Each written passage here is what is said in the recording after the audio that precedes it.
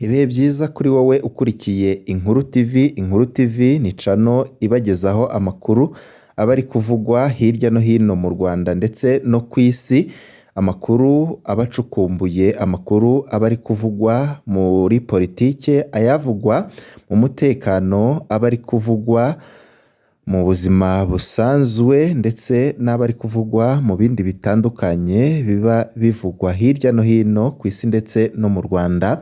Muri kano kanya tugiye kubaha amakuru avuga ku nkuru y'umubabaro iriko iravugwa cyane. Ni inkuru ivuga ku musore w'imyaka 20 yigaga muri IPRC Tumba, yaba yapfuye, akaba yapfuye hamwe n'umukobwa wari waje kumusura muri ghetto yiwe aho yaba nyine acumbitse hafi y'icyo kigo cya IPRC Tumba.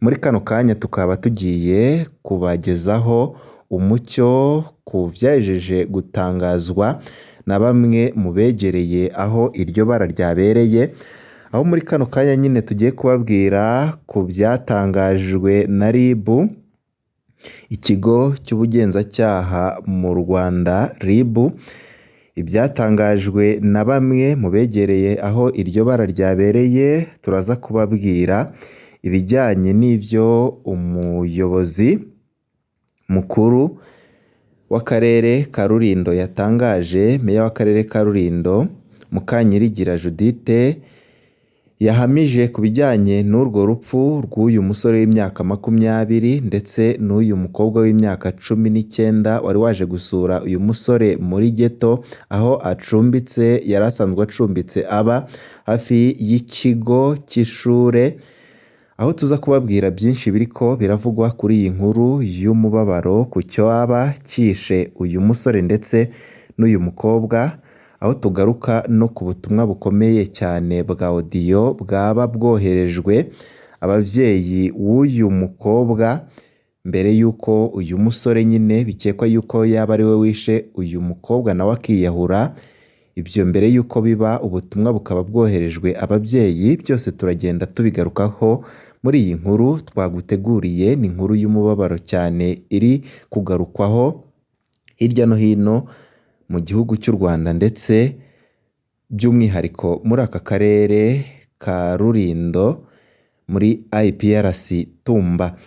Nimba rero ari ubwa mbere ukurikiye amakuru ducisha kuri iyi channel ya YouTube Inkuru TV, kugira ngo buri gihe cyose uzubona ano makuru, nta kindi usabwa ni ugukanda ahanditse ijambo subscribe, cyangwa waba ukoresha ururimi rw'igifaransa ukareba ahanditse ijambo s'abonner ugakandaho, ugakanda no kunzogera kugira ngo igihe cyose turonse amakuru, ibiganiro ndetse n'ibindi bitandukanye uze uba uwa mbere ubibona. Kandaho rero dukomeze n'aya makuru twabateguriye kuri iyi nkuru y'umubabaro kuri uyu munyeshure wigaga muri IPRC Tumba ndetse n'uyu mukobwa wari wamusuye, baje gusanga muri ghetto y'uyu muhungu yapfuye ndetse n'uyu mukobwa akaba yapfuye. Byose nyine ukuri kubivugwa kuri iyi nkuru reka tubigarukeho muri kano kanya. Nkuko nari maze kubikubwira, reka dutangirire kuri ibi byatangajwe na RIB. RIB yaburiye abakwiragiza ibihuha ku mfu za Irakoze wo muri RP Tumba n'umukobwa bari kumwe. Urwego rw'ubugenzacyaha RIB rwatangaje ko rwatangiye iperereza ku rupfu rwa Irakoze Angelo w'imyaka 20 na Ingabire Samantha w'imyaka 19 bikekwa ko bapfuye ku wa 23 Werurwe mwaka wa 2026, kabikekwa nyine ko bapfuye ku wa kabiri. RIB isaba abakoresha imbuga nkoranyambaga kwitondera amakuru atizewe kuko ashobora kubangamira iperereza. Kuwa 24 Werurwe umwaka wa 2026 nibwo hamenyekanye amakuru y'umuhungu wigaga mu ishuri rikuru ry'imyuga n'ubumenyingiro ishami rya Tumba mu karere ka Rulindo yasanzwe mu nzu yari acumbitsemo amanitse mu nzitiramibu yapfuye n'umukobwa aryamye hasi nawe nyine yapfuye. Uwo muhungu yigaga mu mwaka wa mbere w'ibijyanye na Information Technology muri RP Tumba College. Twababwira yuko RIB yatangaje ko iperereza ry'ibanze rigaragaza ko hakekwa ko Irakoze Angelo umuhungu nyine yoba yishe Ingabire Samantha nyuma akaza kwiyahura.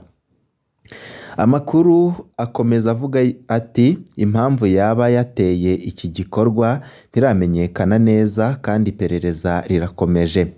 RIB yasabye abaturage cyane cyane abakoresha imbuga nkoranyambaga kwirinda gukwiragiza amakuru atizewe cyangwa adafitiwe gihamya ku mpamvu ziteye uru rupfu kuko bishobora kubangamira iperereza rikomeje ku cyoba cyatumye uyu musore n'uyu mukobwa bapfa. Urwego rw'ubugenzacyaha kandi rwihanangirije imiryango ya Ingabire na Irakoze. Meya w'akarere ka Rulindo Mukanyirigira Judithe, meya w'akarere ka Rulindo yahamije igihe amakuru y'urupfu rw'uwo munyeshure wa RP Tumba College ndetse n'uwari wamusuye. Ati byabereye mu rugo rw'umuntu wari ufite inzu zikodeshwa uwo muhungu yabagamwo hafi y'ikigo cy'ishuri. Twasanze uwo musore wari ufite imyaka 20 ari mu mugozi w'inzitiramibu yapfuye n'umukobwa nyine agaramye ku buriri yapfuye. Twababwira yuko inzego zibishinzwe zinjiye mu kibazo ziri kwegeranya ibimenyetso ngo hamenyekane neza andi makuru. Meya Mukanyirigira yongeyeho ko bikekwa ko uwo musore ari we yishe uwo mukobwa nawe yarangiza akiyahura kuko ngo hari ubutumwa bwo kuri telefoni yohereje iwabo w'umukobwa ababwira ko amaze kumwica ngo yongeraho naho basanga umurambo wiwe.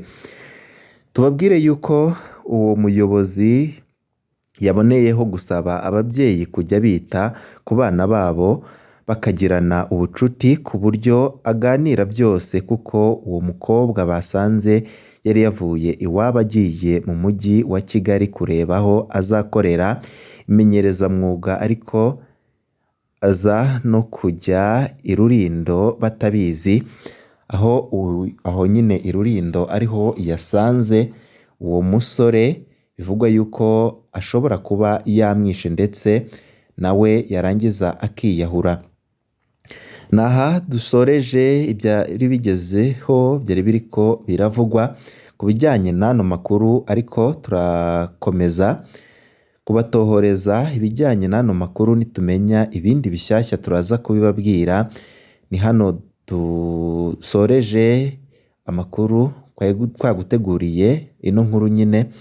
Mu kandi kanya turaza kubabwira n'ibindi bishyashya biba bigezeho hirya no hino mu Rwanda ndetse no ku isi hose. Nimba utarakanda kuri subscribe cyangwa sabone, kandaho kwande no kunzogera, comment na share kugira ngo uzubana natwe mu nkuru n'ibiganiro tuzaza dukomeza gutambutsa kuri no chaîne yanyu ari nayo yacu Inkuru TV.